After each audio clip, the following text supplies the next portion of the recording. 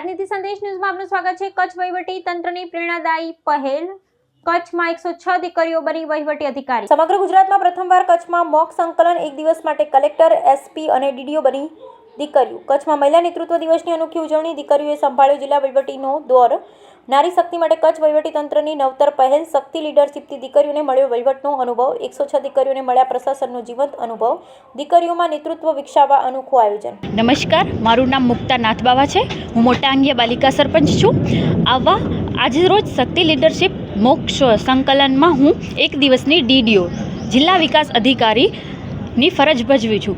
એ સિવાય તેજસ્વીની વિધાનસભામાં એક દિવસીય મુખ્યમંત્રી તરીકે પણ રોલ ભજવેલ છે। આવા જ કાર્યક્રમો સરકારશ્રી તરફથી થતા રહે, જેથી કરીને દીકરીઓને પ્રોત્સાહન મળતો રહે અને દીકરીઓની ભાગીદારી પંચાયતી રાજ અને રાજકીય વ્યવસ્થામાં દીકરીઓની ભાગીદારી ભજવતી રહે, તે માટે હું આભારી છું કલેક્ટર સાહેબ શ્રી તથા મહિલા અને બાળ વિકાસ અધિકારીશ્રીની અને તમામ સંકલન અધિકારીશ્રીઓ અને અધિકારી ડિપાર્ટમેન્ટ્સનો થેન્ક યુ।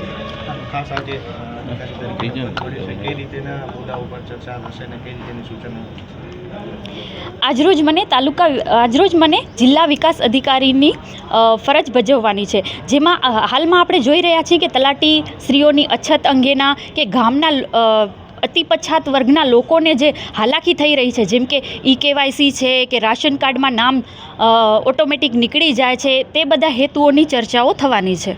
નમસ્તે, હું શિવાની રાવલ। આજે કચ્છ જિલ્લામાં એક નવતર પહેલ કરવામાં આવી છે।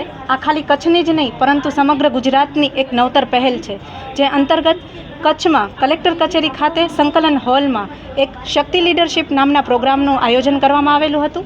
આ આયોજન અંતર્ગત એક દિવસનું મોક સંકલન યોજવામાં આવેલ છે, જેમાં એક દિવસ માટે એક દીકરી એસપી, કલેક્ટર, ડીડીઓ વગેરે જેવી પદભાર જે છે તેનું ગ્રહણ કરશે।